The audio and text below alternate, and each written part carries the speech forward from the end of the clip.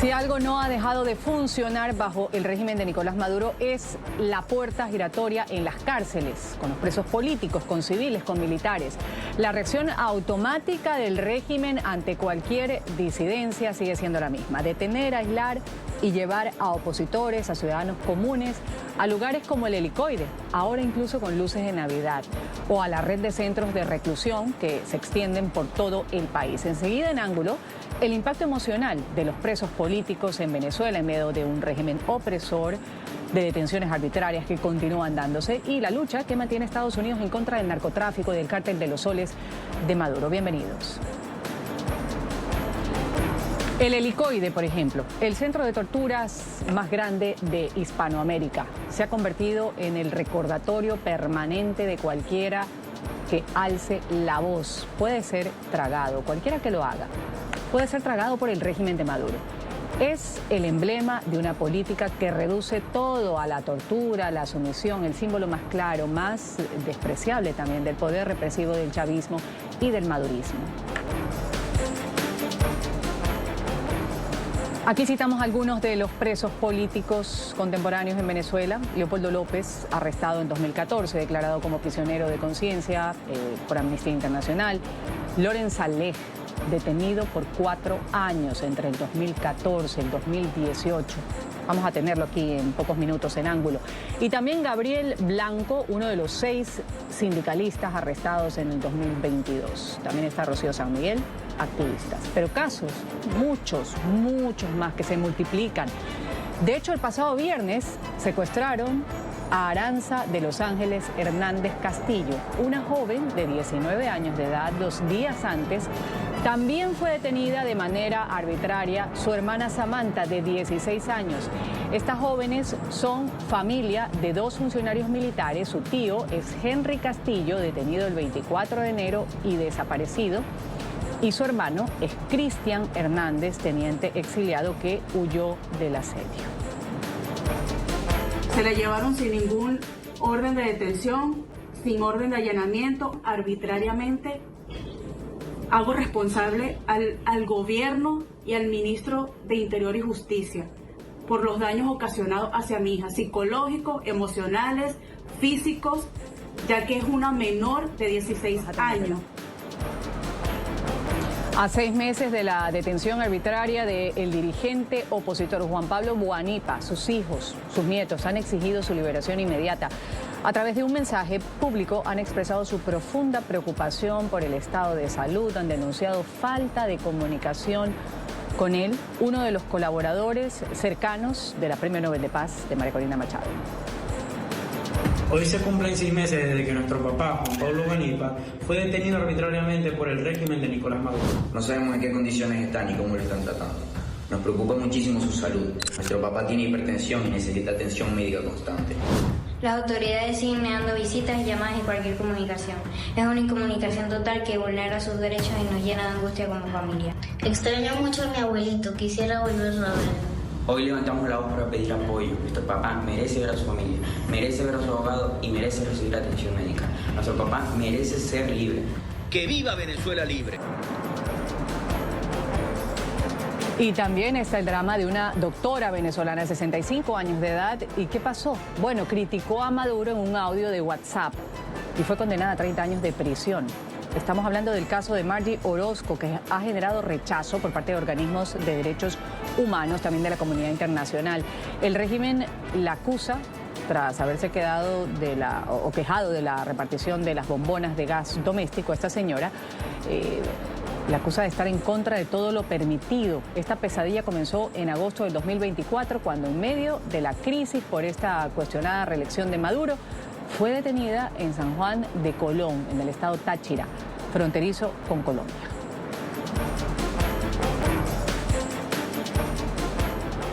Visto lo visto, aquí tenemos a quienes integran el panel de hoy en ángulo. Voy a darle la bienvenida, agradecerle por estar aquí a Aurora Silva.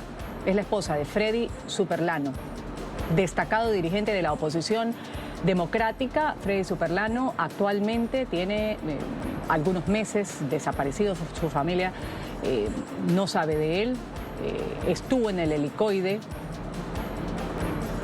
pero desde el 31 de agosto ha sido trasladado a Rodeo 1, según información que ha tenido su familia. Vamos a conversar ahora con su esposa, Aurora. Gracias por estar con nosotros. Bienvenida. Bueno, muchísimas gracias a ti por el apoyo y por el espacio tan importante para nosotros seguir visibilizando la situación tan horrible que estamos viviendo nosotros en este momento en nuestro país. Gracias, Aurora, por estar con nosotros también. Voy a agradecer a Fátima Sequea Torres, hermana del capitán Antonio José Sequea Torres, quien lleva 5 años, 7 meses detenido por el régimen de Nicolás Maduro. Gracias por estar con nosotros, Fátima, bienvenida. Gracias a ti, Ruth, por darnos espacio y denunciar las calamidades que vivimos los familiares de los presos políticos en Venezuela.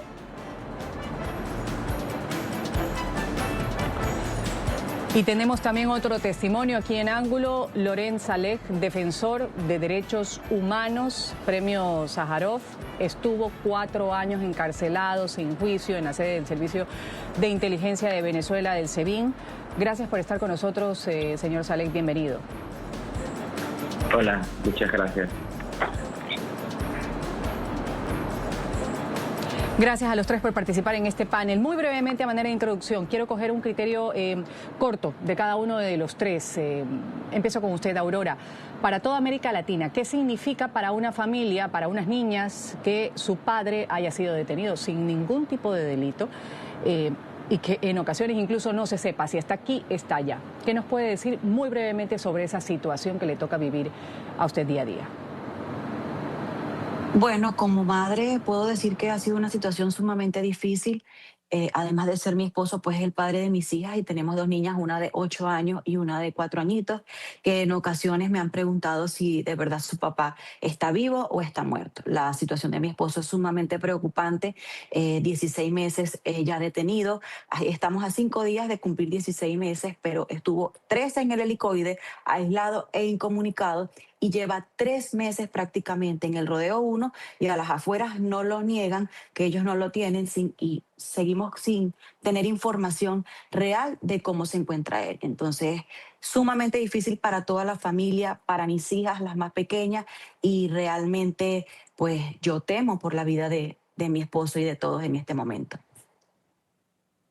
Claro.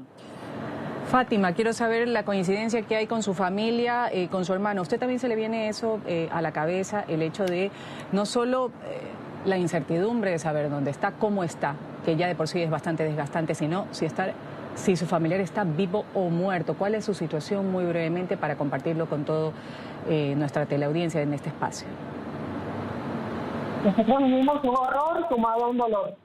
Mi hermano actualmente cumple 28 días desaparecido dentro del Rodeo 1 cuando es el régimen de Nicolás Maduro, que tiene que velar por su vida. Mi hermano lo tiene en el piso 4, aislado, torturado, esposado, desnudo, con poca agua, con poca comida, violándole todos sus derechos humanos. Ellos no se cansan de ir y atentar contra la vida de mi hermano. Mi hermano tiene 5 años y 7 meses siendo torturado por ellos. No sabemos cómo está mi hermano, si mi hermana está bien, si no está, cómo está físico, cómo está emocionalmente. Yo escuchaba ayer al peruano Renzo, que fue un preso extranjero, que estaba en el Rodeo 1 diciendo que un día se despertó con una tarántula en la mano. Y yo digo, ¿cómo mi hermano, si está esposado, expuesto en el piso 4, con la situación geográfica del Rodeo 1, cómo se puede espantar una tarántula de su mano siendo esposado? Y en el caso de mi mamá, tiene 2 meses que no sabemos ni siquiera dónde la tienen, cómo la tienen, porque sigue en desaparición forzada. Mi madre, Mary Torres de Sequea, junto a mi prima, Sori Gutiérrez Torres, violándole todo el derecho constitucional humano, y mi madre se encuentra en un limbo jurídico. Mi madre no ha sido presentada. Mi madre es una secuestrada de Nicolás Maduro, tan simple como eso. Ya vamos a hablar también del caso de su madre, su hermano, su madre, la lista, pues, que como usted dice, pues es una situación de dolor profundo. Además de todo esto que es relatado para una persona que ve desde afuera, como ya lo decía Fátima, como ya lo decía Aurora, los familiares que sufren Pero yo quiero saber el testimonio de lo que es ser un preso político en Venezuela. Loren, usted lo vivió en carne propia. ¿Para usted qué fue? ¿Y qué significó para su familia? A su mamá la veíamos siempre, a su mamá la entrevistábamos aquí, a su mamá la vimos en el aeropuerto. Cuando le dieron la libertad y usted fue con rumbo desconocido, decía en ese momento, me van a sacar, me voy a ir de aquí. ¿Cómo fue ese transitar y ahora que ya ha pasado algún tiempo, cómo lo podría describir en unas frases cortas?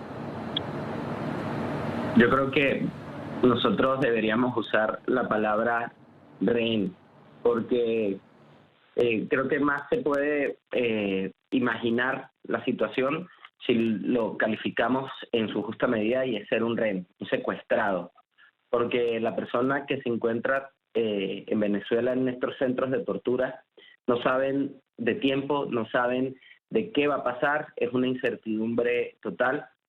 No solo las torturas físicas, que vemos cómo mueren personas dentro de estos lugares, sino la incertidumbre permanente de no saber qué va a pasar con ellos, en qué momento los van a asesinar o si los van a trasladar o no. Es un estado completamente de pánico que deja huellas muy profundas. Y la pregunta es, ¿qué va a pasar con los rehenes venezolanos? Porque estamos hablando de 800 personas, 800 familias que se saben.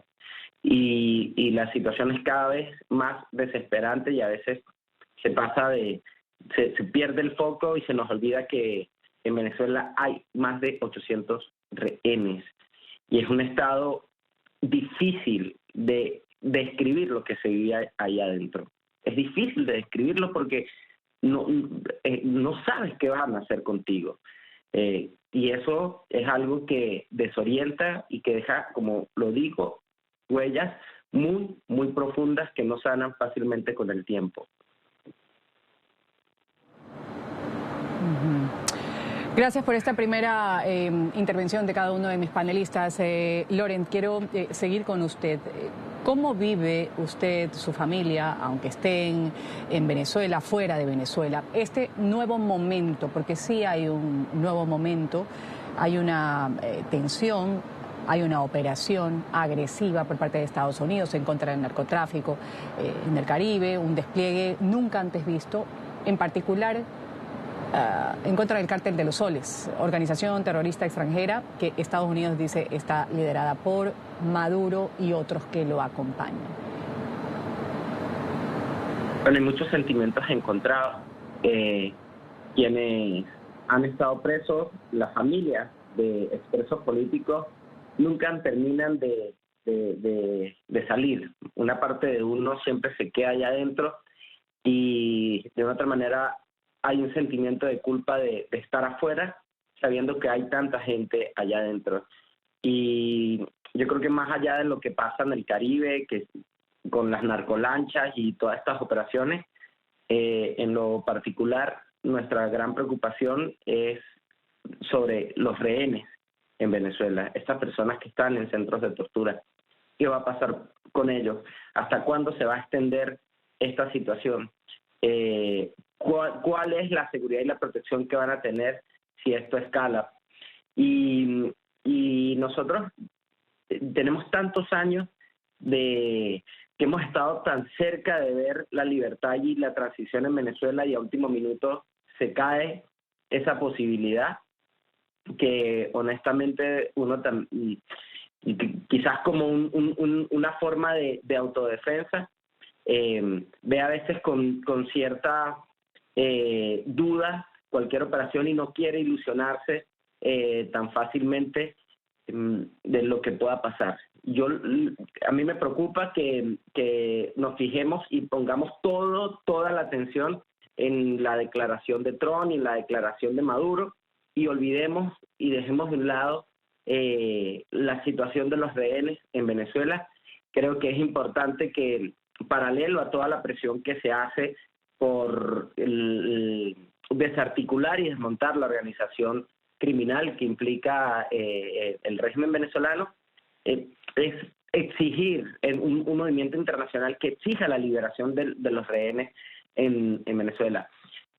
Se hablan de los rehenes en Palestina, en Israel, en Ucrania, en muchos países, pero los rehenes de Venezuela y los secuestrados en Venezuela.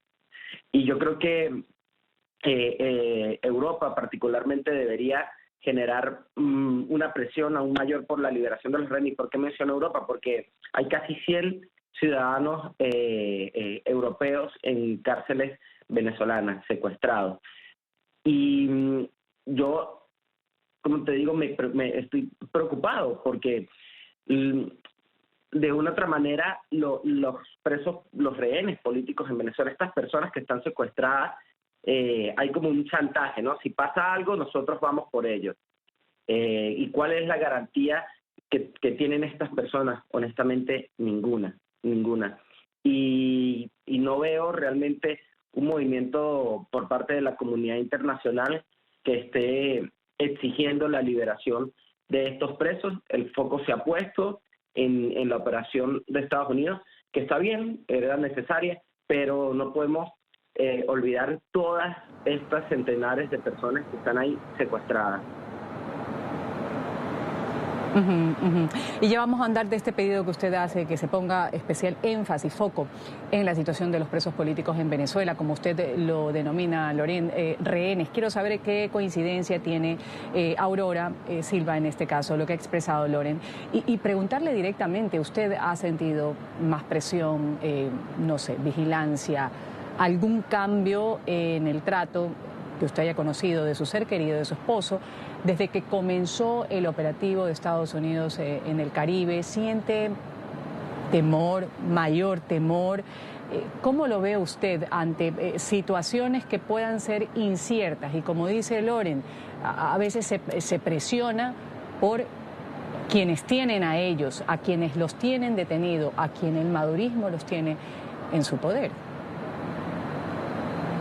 Sí, claro. Bueno, yo creo que el traslado de mi esposo y de su compañero Roland Carreño es producto de eso, para crear presión y más temor en los familiares, quienes estamos acá dentro del país.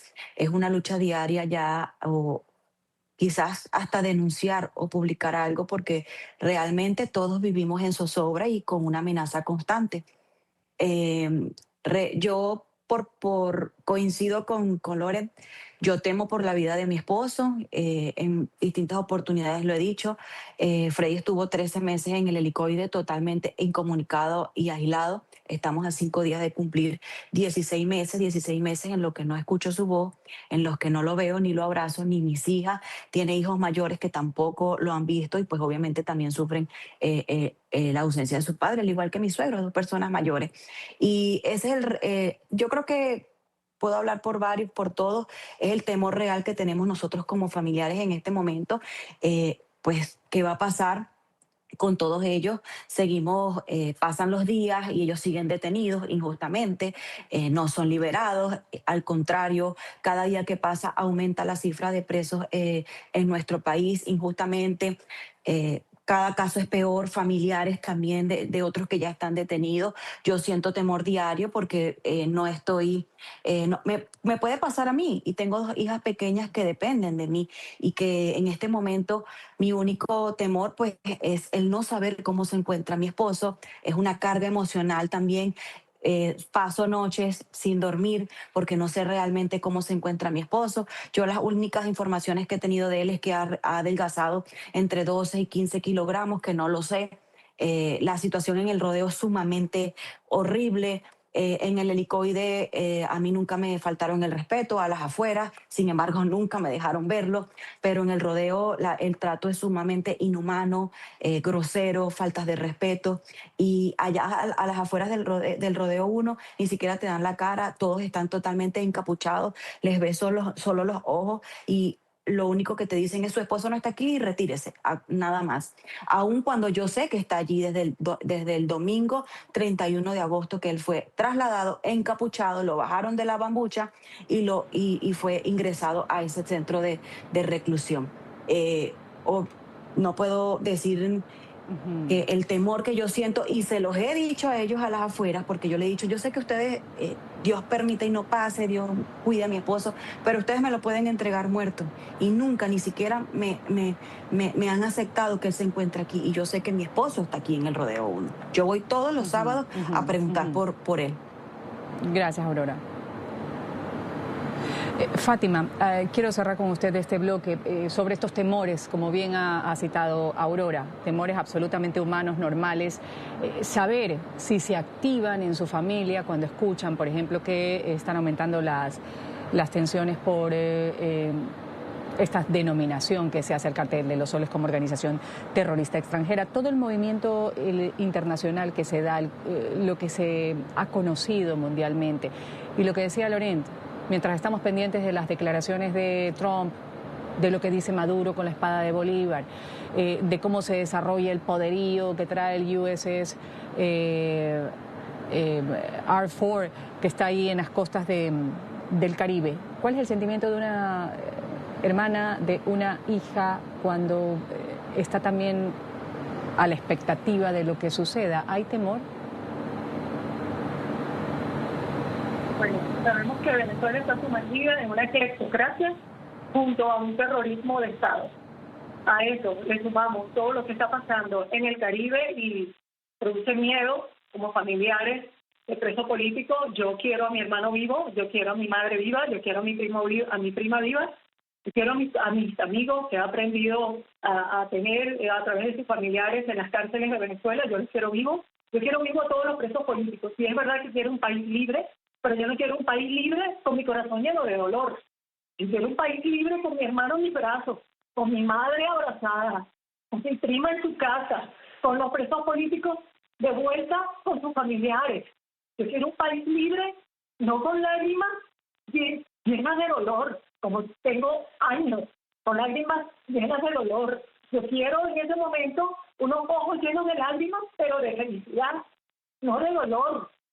Entonces yo le pregunto, y aprovecho y le pregunto a Edmundo González y a María Corina Machado, si ellas tienen bajo control como líderes de Venezuela, a los que respeto y reconozco, pero les pregunto si tienen bajo control las cárceles, el tema de las cárceles y los presos políticos en Venezuela, porque como dijo Loren, son rehenes, y los rehenes siempre tienen la parte débil de ser llevados, usados, utilizados, y lo podemos pensar porque yo no me explico por qué Nicolás Maduro sigue llenando las cárceles de Venezuela. Ya la puerta giratoria se acabó, ya nadie sale, ya solo entran. Si salen 100, salen 2.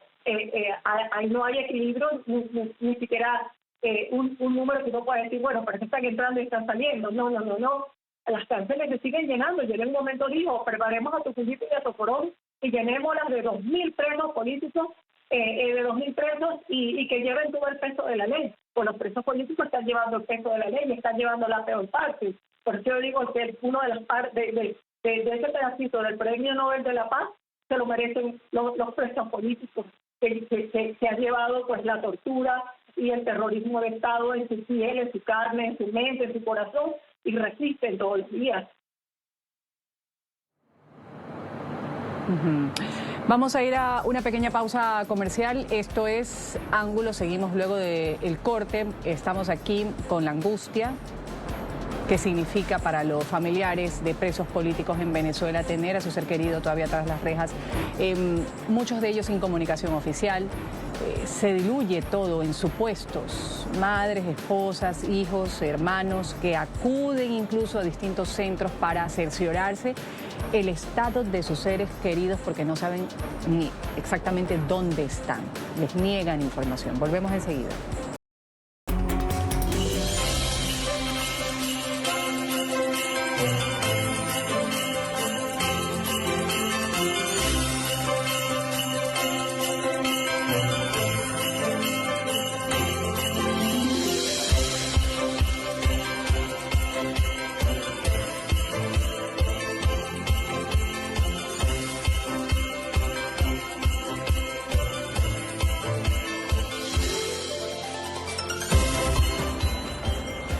Bienvenida a la Navidad a nuestro helicoide. Así fue el mensaje de la Policía Nacional Bolivariana en sus redes sociales. Acompaña un video que ya lo estábamos observando. Ahí se ve el edificio en Caracas iluminado con luces de varios colores. Segundos después estallan incluso fuegos artificiales. La paradoja es doble. Por un lado, sobre el helicoide, la temida sede del Servicio de Inteligencia del Gobierno, pesan muchas denuncias por detenciones arbitrarias y violaciones de derechos humanos que el madurismo, por supuesto, niega. Por otra parte, el adelanto de una Navidad, ya un clásico venezolano, porque siempre en octubre ya es Navidad. Esta vez es aún más polémico en un contexto económico extremo y en medio de esta creciente tensión con Estados Unidos, estas operaciones en contra del narcotráfico y el cártel de los soles, donde está involucrado directamente, según Estados Unidos, Nicolás Maduro. Sigo con mis panelistas. Lorenza Alej, la tensión latente que podría, o mejor dicho, con certeza, ensombrece celebraciones, luces, adornos festivos, que comienzan a llenar las calles, pero todo esto proyectado por el madurismo, una imagen de calma que contrasta realmente con la amenaza latente que hay en Venezuela. Sobre este conflicto que existe, apenas percibido por la población, ¿cómo deberían los venezolanos tomar, o cómo lo toman, mejor dicho, este tipo de situaciones,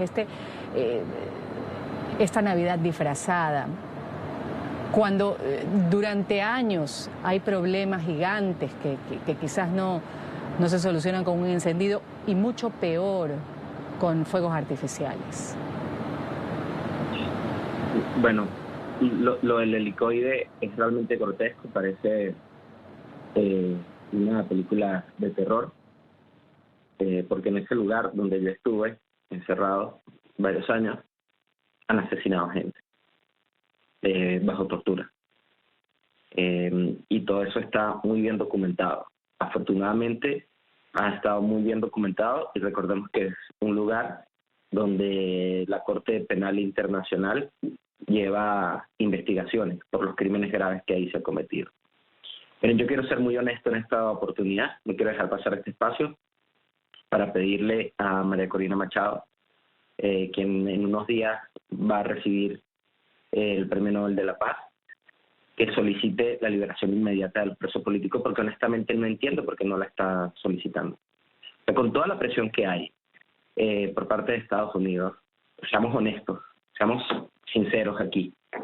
Si Estados Unidos solicita, con la presión que tiene, la liberación inmediata de los presos políticos venezolanos, Maduro lo liberaría.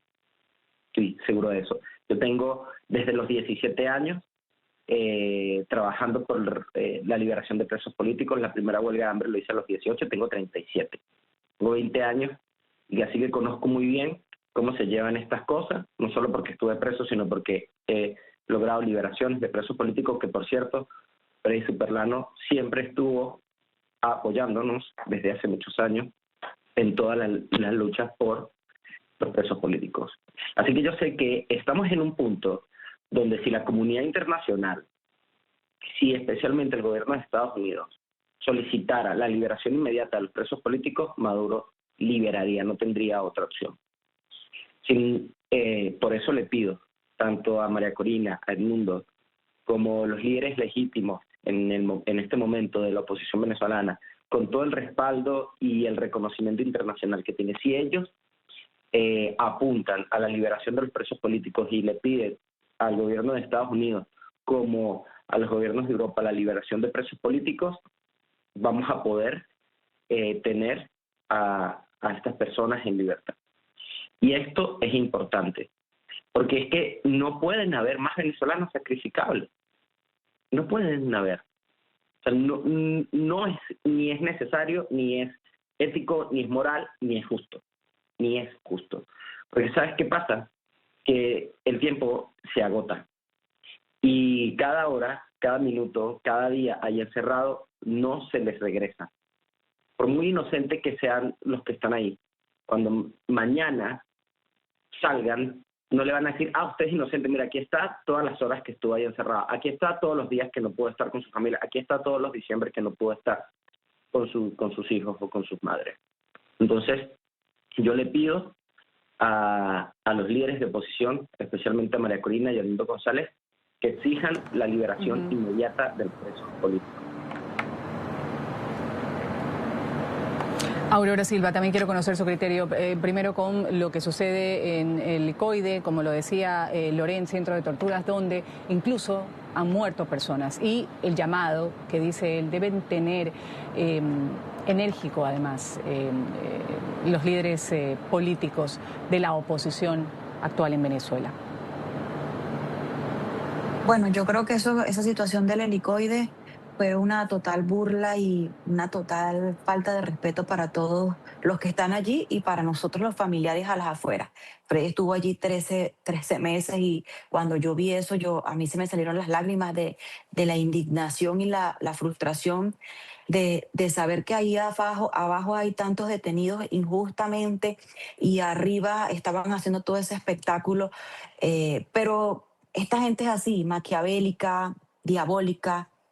Realmente yo creo que esa gente no conoce ni de Dios, ni busca de Dios, porque para tú ser partícipe de eso, y más que las cabezas, yo creo que también las personas que se prestaron para hacer esa celebración. Debe ser que no tienen madre, no tienen padre, no tienen familia que los llore, ni que los busque desesperadamente como en la actualidad estamos muchos.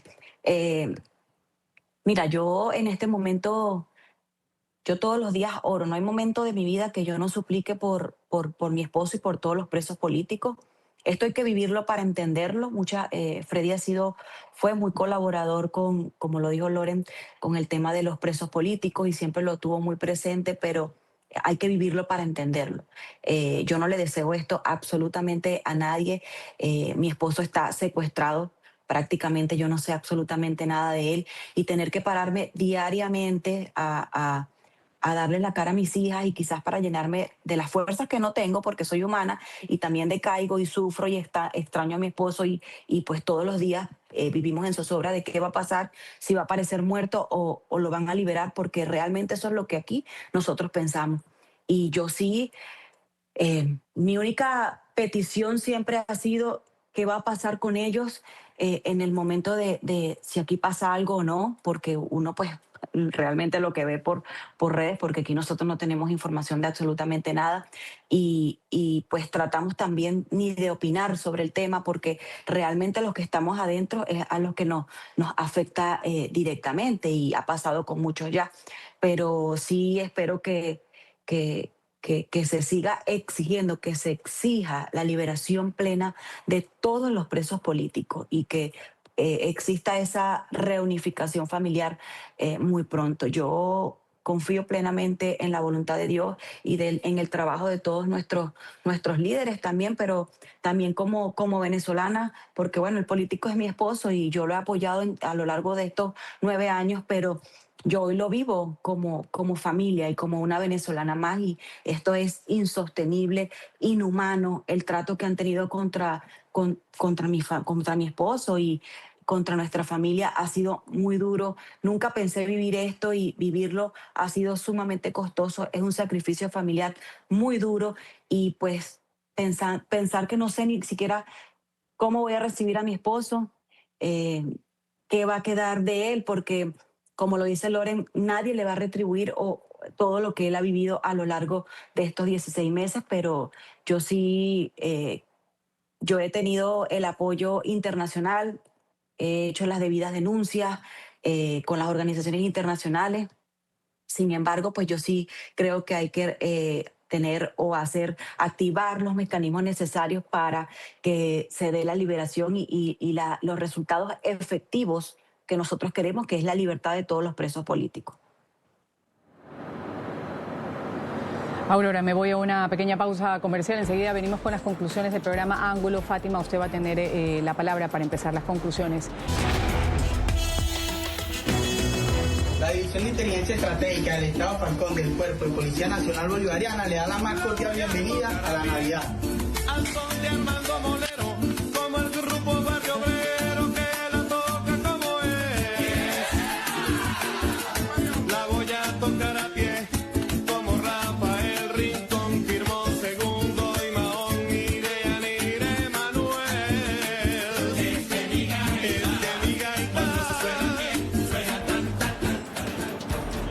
Bueno, con música, con algarabía, sí, el Cuerpo de Policía Nacional Bolivariana recibe la Navidad.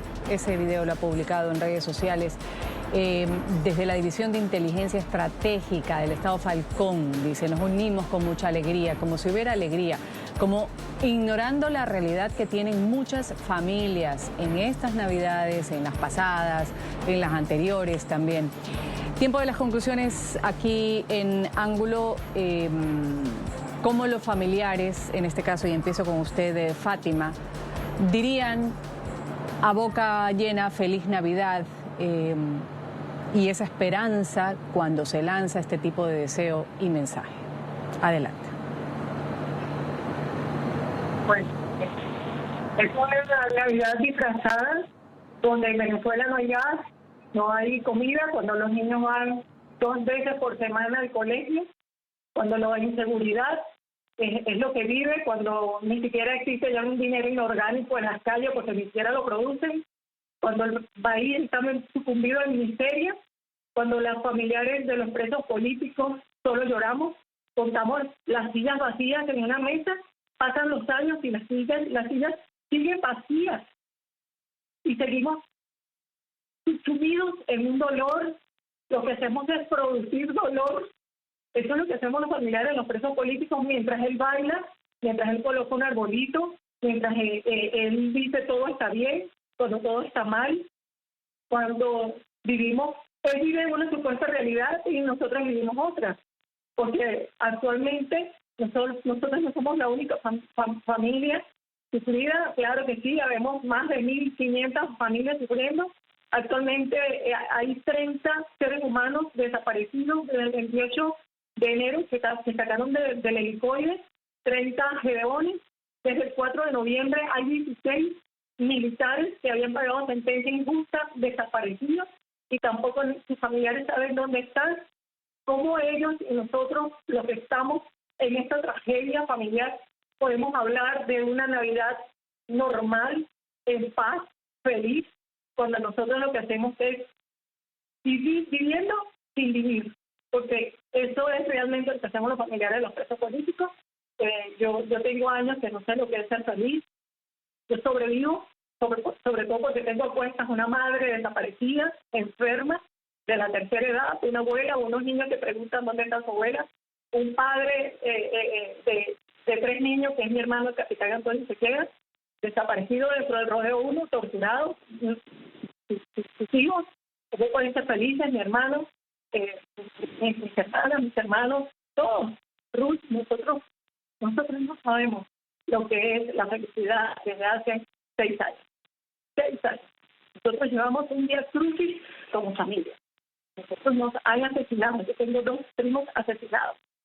A mí nosotros mataron a César Andrés Perales Sequeira entre la madrugada del 2 y el 3 de mayo en el año 2020 en La Guaira. Lo agarraron vivo, le dieron aproximadamente 21 disparos. ¿Cómo podemos saber lo que es ser feliz cuando no sabemos ni siquiera su cuerpo, dónde lo fueron a tirar? En una fosa común porque negaron entregarse.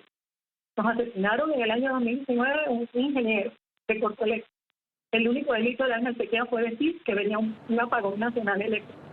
Se lo llevó el CCPC y apareció ahorcado en una cárcel en Puerto Rico. Un padre que murió en el exilio pidiendo morir en Venezuela. Le quitaron sus cosas que había conocido mi padre toda su vida, la casa donde nos criaron. Mi madre desaparecida, mi prima, sus hijos no saben dónde está su mamá.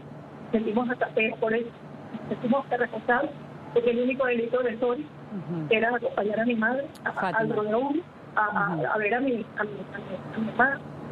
Entonces, nosotros lo que hacemos es contar tristeza, con fe, con esperanza de que Venezuela va a ser libre, pero libre con los presos políticos simples.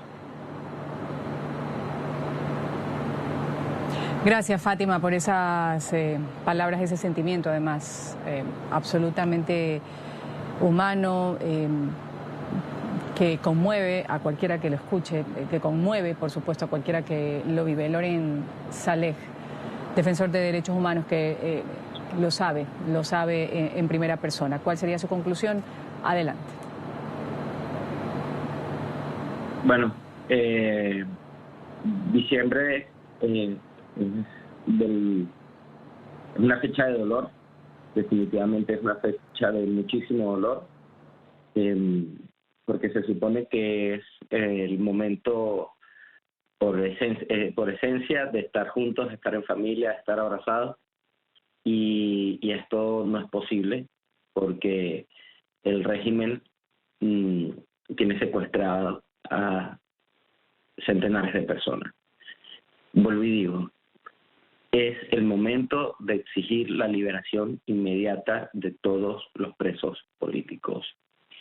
Si hay un momento en el cual se pueden lograr la liberación de los presos políticos, es ahora. Estoy convencido de ello.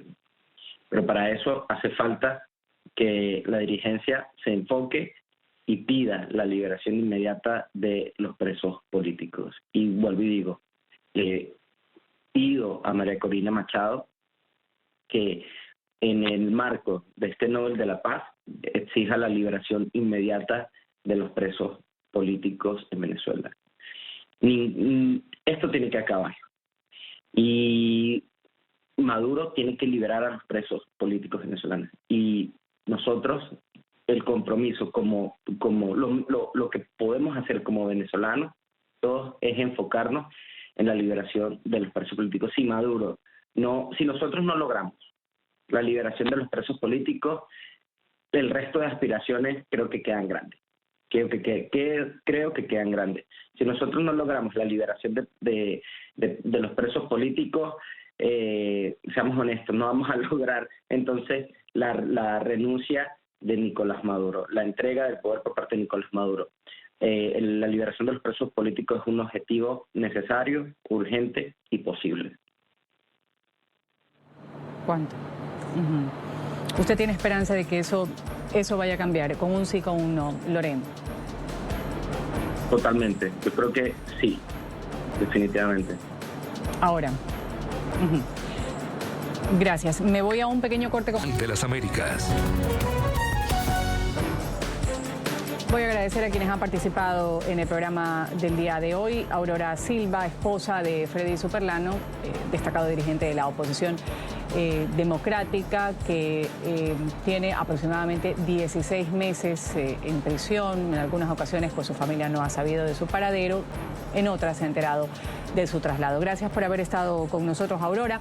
También voy a agradecer el testimonio, la reflexión que nos ha dado aquí, ha compartido con nosotros Fátima Sequea. Tiene a su hermano detenido, a su madre también, y otra situación que se han presentado, situaciones que se han presentado dolorosas también dentro de su familia. Gracias por haber estado con nosotros, Fátima. Gracias a ti, y muy amable por la invitación.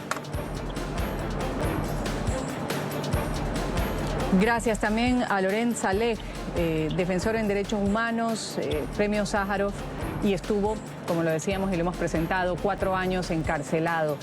Gracias por haber estado con nosotros, Loren. Gracias a ustedes. Me despido, soy Ruth del Salto. Esto ha sido el programa Ángulo de NTN 24. Ustedes sigan con más